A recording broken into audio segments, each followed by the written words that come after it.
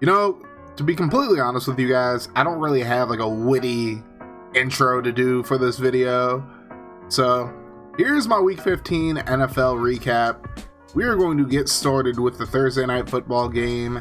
The Los Angeles Chargers beating the Las Vegas Raiders 30-27 in overtime. I actually did a video on the performance of Marcus Mariota.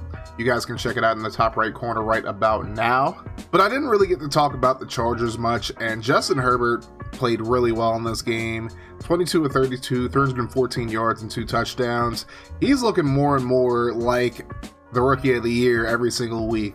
Now, he almost fumbled the game away in overtime, but it ended up being recovered in the end zone by one of the offensive linemen. It didn't count because at that point you can't advance the ball unless you are the ball carrier that fumbled the ball, at least offensively. But then he was able to dive in the very next play. But again, I think he might be my Rookie of the Year. 3,781 yards, 27 touchdowns, 10 picks so far. He's been amazing for this Chargers team. But looking at the Raiders, Derek Carr might miss the rest of the season with a strained groin. It was serious enough to keep him out of the game after the first or second quarter whenever he got hurt. So we're going to see what Marcus Mariota does over the next 2 weeks. More than likely, he should be playing against the Dolphins this week. Now the Dolphins have a full week to game plan against him. What is he going to do? As a Titans fan, I can tell you, if a team gets really good with their game plan with Marcus, they can completely neutralize him. And I hope it's not the case. Hopefully he has a good game against Miami, but we'll have to see. And at this point, the Raiders' playoff hopes are on life support. Once again, they have a really bad December. Like, they play well in the first half of the season. Second half of the season, the wheels just fall off. We'll see what they do the next 2 weeks. They have to win out. Obviously, they play Miami this week, but Miami has to lose this game, and they have to lose next week, and then Baltimore has to lose out as well for the Raiders to get into the playoffs. Now we go to the Saturday games. In the first one, we had the Bills absolutely obliterate the Denver Broncos 48-19, and the Bills win their first AFC East division title since 1995. I was 3 years old when that happened. And Josh Allen played really well in this one, 28 of 40, 359 yards and 2 touchdowns. Stephon Diggs, who might be the best receiver in the league right now, 11 catches, 147 yards. And the Bills might just be the most complete team in the AFC right now. They're playing very well. They're playing very good football. And they look like they might be the team that beats the Chiefs this year in the playoffs. We'll have to see what happens, but they're looking very good right now. I honestly think Denver should move away from Drew Lock at this point. He's shown flashes, but he's not the long-term guy. He's really struggled, and the Denver offense just doesn't look good with him running it. And that's just my opinion. You can agree to disagree or whatever, but Drew Lock just ain't it to me. Next up, we have the Green Bay Packers beating the Carolina Panthers 24-16. Packers almost blew a lead in this game. They were up 21-3 at the half, and the Panthers made it a one-score game. They just couldn't score on the final drive. Really good game from Aaron Jones, 145 yards, a touchdown on 20 carries. Aaron Rodgers, not so much. He was 20 of 29, 143 yards and a touchdown. He did get sacked 5 times in this game, but kind of a disappointing performance. I expect him to play much better against Tennessee next week. But the Panthers officially eliminated from the playoffs, and we'll see what they do at the quarterback position, but really doesn't look like Teddy Bridgewater's the guy. And no, guys, PJ Walker is not the answer at quarterback. I don't care what any of you XFL apologists say. So now we go to the Sunday games, and we have the Buccaneers beat the Falcons 31-27, and another situation where the Falcons the game away. They're up 24-7 in the third quarter, 17-0 at halftime. But in part due to the refusal to run the football when they need to run the football, the Bucs ended up coming back and taking the lead in the fourth.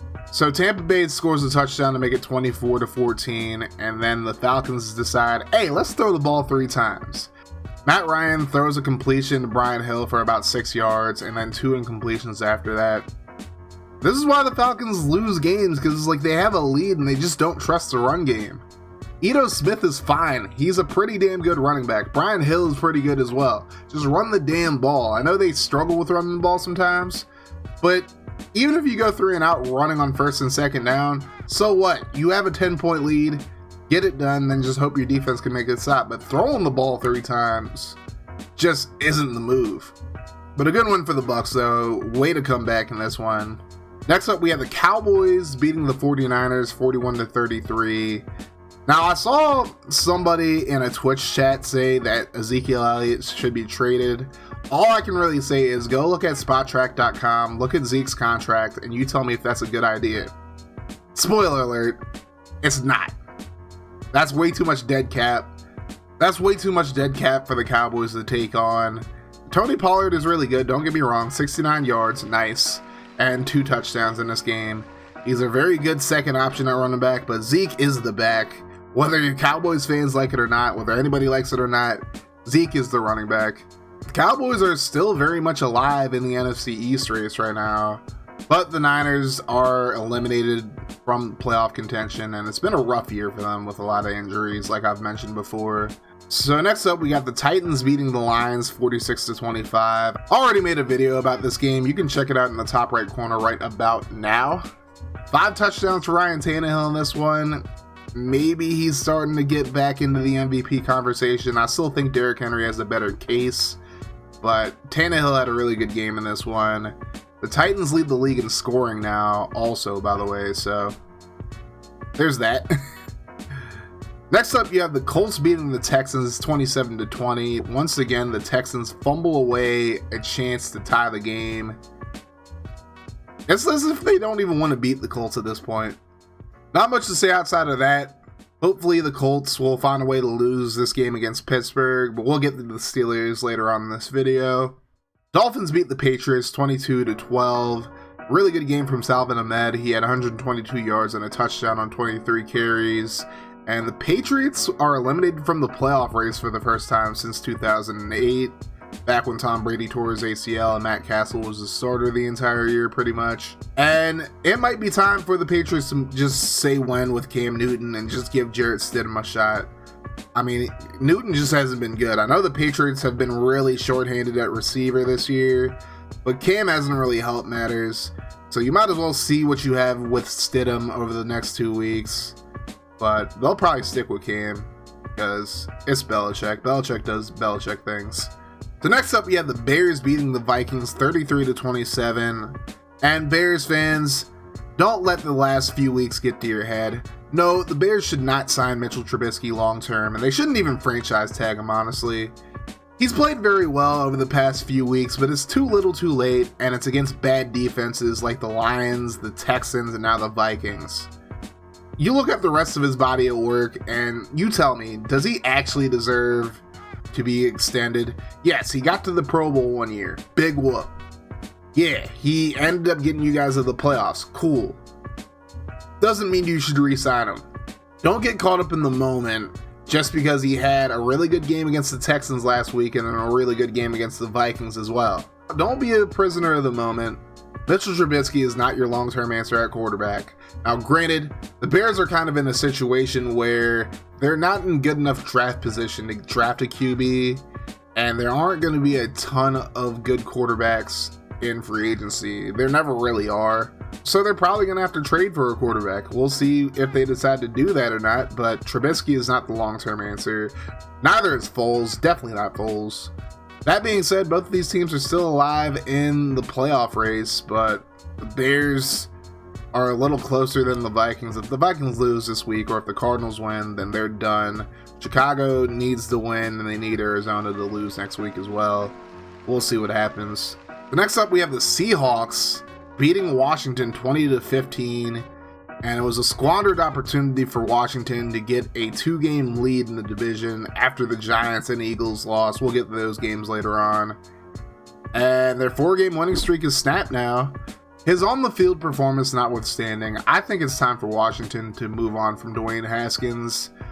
If you guys haven't heard, he once again got caught breaking COVID protocol, and yeah, he apologized and everything, but it's just like, this is the second time this year he's gotten in trouble for breaking protocol. And this is your starting quarterback. This is the most important position in North American sports, and you got this guy doing all this stuff. He's got to go at this point. And Alex Smith isn't the long-term answer either, so Washington's in a situation like the Bears where they're not in draft position, they draft a quarterback. So maybe they might have to trade up or trade for a quarterback. I mean, Matthew Stafford, I think he might be available. We'll have to see what happens. But a good one for the Seahawks in this one. Washington's a few pieces away from really contending. Then you have the Ravens beating the Jaguars 40-14. And somebody in my Twitch chat was joking around talking about how Trevor Lawrence was going to come to the Jaguars and torture the Titans. Let me tell you, man, that's a foolish thing to believe. Because the Jaguars' problems go beyond the quarterback position. Gardner Minshew actually played well in this game. But the problem is their defense sucks. Their offensive line isn't good. And even though I'm not a big fan of Minshew, he's not the problem. Everything else on this team is the problem. Now, if they want to go draft a quarterback, then so be it. But I don't think quarterback play is the Jaguars' issue. It's pretty much everything else. They have a decent enough offense. They got a good running back in James Robinson. They have good receivers. Their tight ends are fine as well. But their defense is putrid. And that showed up once again. It's a good win for the Ravens, though. It might be a little too late. I think they need Miami to lose 1 or 2 games, and they just need to win out to get in. We'll see what happens. Miami does play the Raiders, who are fighting for a playoff spot as well. We'll see what happens if they get into the playoffs. Again, Lamar Jackson doesn't have a good track record in the playoffs. We'll see if it changes this year. Third time's a charm, right? And next up, we got the biggest shocker of the week. We have the Rams losing to the New York Jets 23-20. The Jets ruined their tank and avoid going winless this year. Now, I don't like tanking, but I understand it. And if they really wanted to get Trevor Lawrence, it probably didn't behoove them to win this game. That being said, the Rams picked a bad time to have a bad game, and Jared Goff just ain't it at quarterback. They're going to have to move on from him in the next few years, honestly. Next up, you have the Arizona Cardinals beating the Philadelphia Eagles 33-26. Great games from both Kyler Murray and Jalen Hurts in this one. Murray had over 400 yards passing in this game, and DeAndre Hopkins 169 yards and a touchdown. Nice. And Philly's secondary is just bad. That's all I can really say. Their secondary sucks. But Jalen Hurts had 338 yards and 3 touchdowns in this game. And look, a lot of people are giving Carson Wentz crap about requesting a trade. What, do y'all expect him to be fine with just being a backup? No, it's completely within his rights to ask for a trade if he's not going to be the starter. Let Hurts be the starter, and then, maybe Wentz could have been a little quieter about it, sure, but he's fine to request a trade if he's not going to be the starter moving forward. And Philly could probably get a good deal for him. Maybe they can get a first and a third for him. We'll have to see. And in the final non-Sunday night football game, the game of the week in a lot of people's eyes, the Chiefs beat the Saints 32-29. They hold off a late rally. And it was not a good start for Drew Brees in this game. I think at one point he was like 7-24 passing. Now, he was still recovering from his punctured lung, but he felt good enough to play in this game. And same thing with Stafford. Brees is tough as hell for suiting up and playing this game. Really good game for Patrick Mahomes. I mean, what else is new? I'm not going to sit here sing his praises like everybody else does, but great game for him. And the Chiefs are still the team to beat, but they definitely look beatable in this game. Their defense hasn't played well as of late, so they match up with like Tennessee or Buffalo. We'll see what happens. That's all I can say. I know I've said that a lot, but we will see what happens. So now we go to the Sunday night football game, and you have the Browns beating the Giants 20-6. A really good game for Baker Mayfield, 27-32, 297 yards and 2 touchdowns. And as far as all the NFC East teams go, I think the team that I least want to see in the playoffs are the Giants, whether Daniel Jones plays or not. They're just not exciting at all. They're a very boring team to watch, as a matter of fact. Their defense is okay, but it's just their offense is just so uninspiring. And I'd honestly rather see the Cowboys in the playoffs than see the Giants. And the final game of the week, Monday Night Football, the Bengals beat the Steelers 27-17. The Steelers have now lost 3 games in a row, and they look fraudulent. They look more and more fraudulent every single week they play football. And I get it. They haven't had a bye week this year, like a true bye week this season so far. they've had a lot of injuries. They had a lot of injuries in this game. Eric Ebron went down with an injury. Derek Watt went down with an injury. You know, this is the type of year where you have to adapt, and the Steelers have not adapted.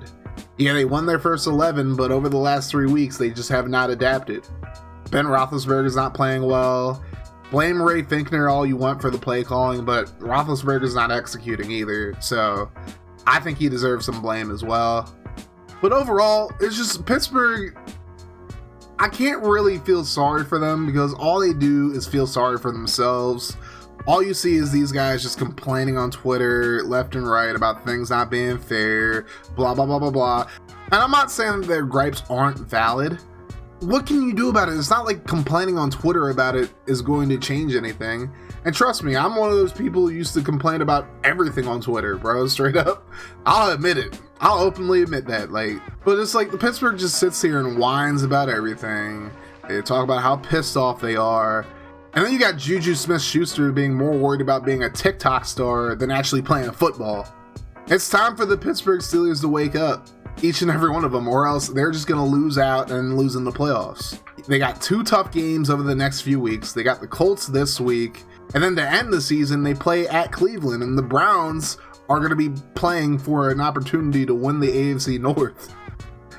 Wouldn't that be the most 2020 thing ever for the Browns to win the AFC North, with the Steelers and the Ravens both in playoff position as well? That'd be the most 2020 thing ever. Even though the game would be played in 2021, that would be such a crazy end to this NFL season. But a good one for the Bengals. They're one of those teams that is kind of playing with house money. They don't really need to tank because they don't need a quarterback. There was like some Pro Football Focus article talking about them possibly drafting Trevor Lawrence, and I'm like, there are just some things you don't take seriously in life, and that's one of them, I guess. But they'll still be in position for Penei Sewell if they decide to draft him. And even still, they could probably fill another need if he gets taken in front of them. But the Bengals are in a position where they don't really need to tank. So them winning this game is completely fine to me. So I don't think anybody should really complain about them winning this game. So that is going to do it for my Week 15 NFL recap. Let me know in the comment section which game you enjoyed the most and who you think is going to make the playoffs in the AFC and the NFC. Let me know what you think will happen, and make sure you guys hit that like button, hit the sub button if you're new as well, turn your notifications on to join the notification gang. That way every time I upload a video you guys will be notified, and we gonna keep it rolling here. This has been Cray, and if you want to see more from the channel, check out the videos in front of you.